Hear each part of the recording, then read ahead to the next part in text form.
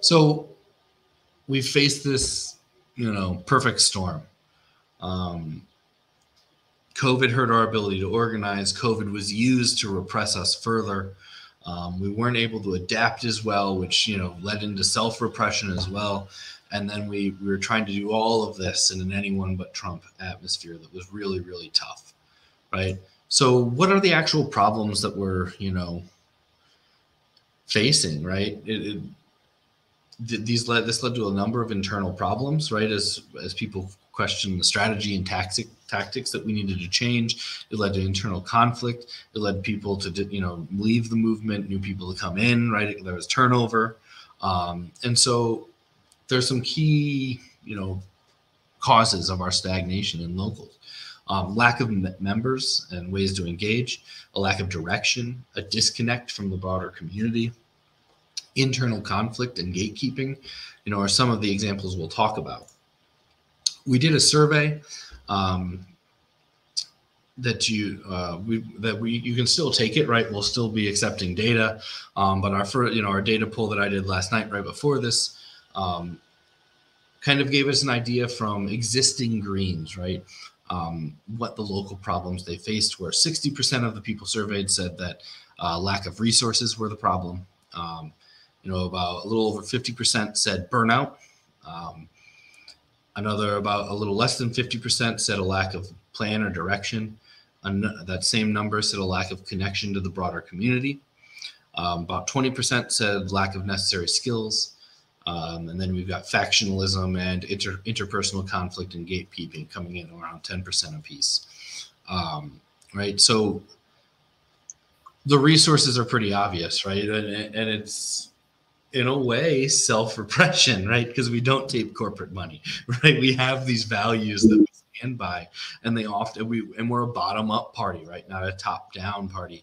And these kind of things can create problems, can create a lack of resources, right? We don't have billionaire donors. We don't have as many resources. That's just kind of the reality of it.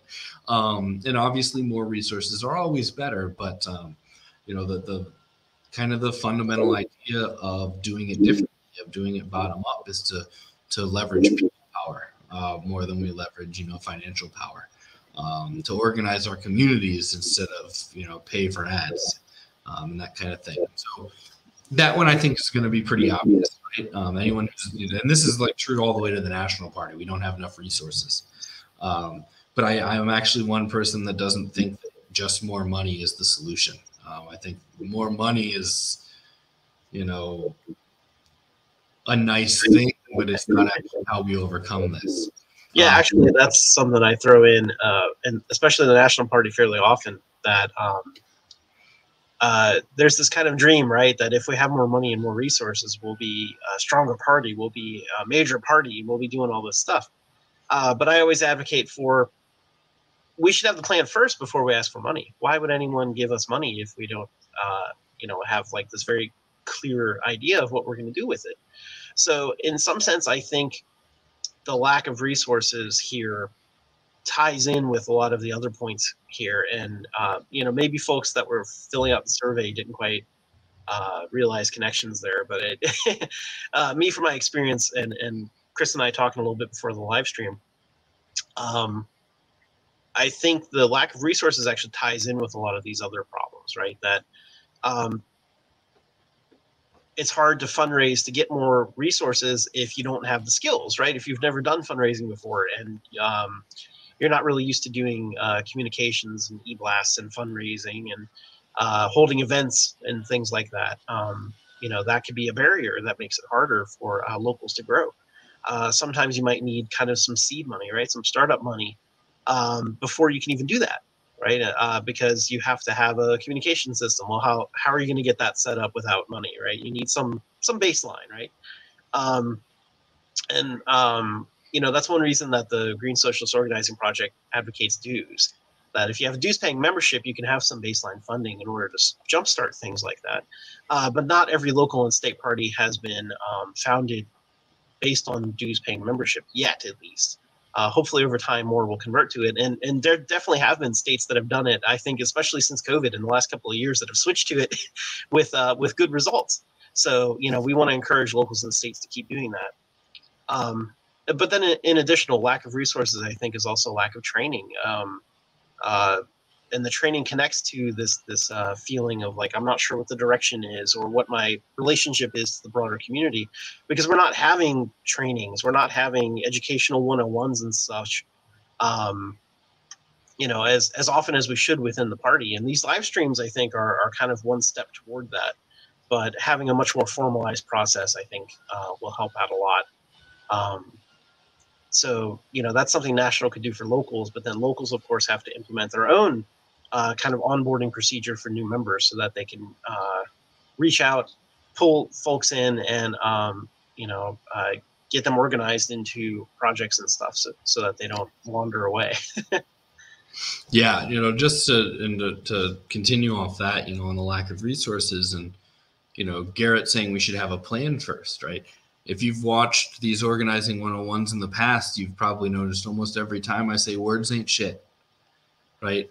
The working class, non-voters, rightfully don't trust political parties and political organizers, right? When I worked as a community organizer, right, I was working in, largely non-voting communities, and my bosses wanted this really. It was in 2012, and my bosses wanted this really big, like, anti-Romney vibe in our town with our organizing, and I kept telling them, there is zero risk that these neighborhoods I'm going into, that I'm working in, are going to vote for Romney, right? That I live in. My neighborhood wasn't ever going to vote for Romney. What they are going to do is overwhelmingly stay home, right? Because they've had a Democratic president at the time, Mikhail.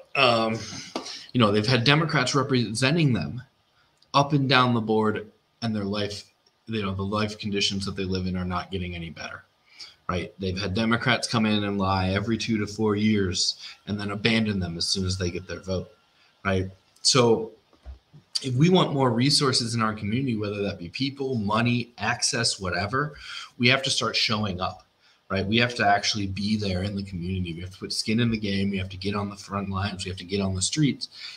And when people see us doing that, when we build that trust, when we build that reliability, when we build that credibility, that's when the resources will come, right? Hey, we need money to help this candidate. Shit, that candidate's been in my neighborhood 4 times this week, right? Or 4 times this month, right? I see them. They came to our community cleanup we had last week. When we had the protest outside City Hall, they were there, right? And one thing I will say from working in non-voter communities too, you almost got a little more credit if you didn't run to the front with your banner, right?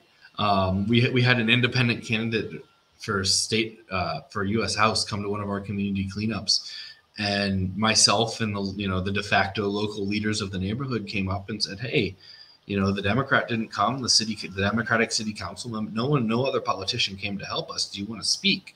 And he said, I'm just here to help the community. And he did his talking interpersonally one-on-one. And he got a lot of credibility for that he wasn't there to give a stump speech, and they very much respected that. And then he got dirty and he cleaned up their alleys with them. And guess what? He got 9%, in that election as an independent. So getting access to those resources isn't something that we're entitled to, right? And the political operations of the Republicans and Democrats make it hard for us because people rightfully don't trust political organizers. So I think that's a really important thing that we have to kind of remember and keep in mind, and understand is a prerequisite for having more resources, no matter what those resources are. One I do know, the number 2 one, burnout. I would say that's probably one of the big, if not the one of the largest problems in the Green Party, right? We're a low resource party, evidenced by number 1. And the people that we do have are passionate. and care about the world and care about making the world a better place and care about their community and care about their neighbors, and they throw everything into it. And the scope of what we have to do is just massive and total, and we burn ourselves out, right? I mean, since I've been working with Garrett in the last 2 years, after the 23 years, no, 2 years after the 2020 election, Garrett's probably seen me go through 2 or 3 burnout cycles where all of a sudden I go quiet for a week or two because I just can't do it. Like I have all I have is the energy to get done what I have to get done, and anything else doesn't get done, right? So burnout's a huge problem, right? And you deal with burnout by getting more people, obviously, with lack of resources, but also by making sure that you have layered coverage, right? That more than one person can do a job, and that you establish a culture within your party where someone can come and say, hey, I need help right now, right? I have too many plates spinning. They're going to start falling. Can anyone take it? I've seen people do this to success, and I've seen people to do this and then get thrown out of the party. Not the Green Party. Happened with another third party I was involved in as a dual member. But somebody was getting divorced, their life was falling apart. They stepped down his chair, and then they found that everything blew up. Right, all of a sudden, things like the local party status was revoked because we didn't have a chair, and it was just this whole mess. When they did exactly what we want them to do, right? When you need help, you need to ask, and then when somebody asks, you need to do everything you can to, give them that support. So, that's sorry, but these issues are really all intertwined, and so we have to keep that all in mind because. Like Chris was saying, some of the burnout comes from lack of resources. That, especially when we're running campaigns, right?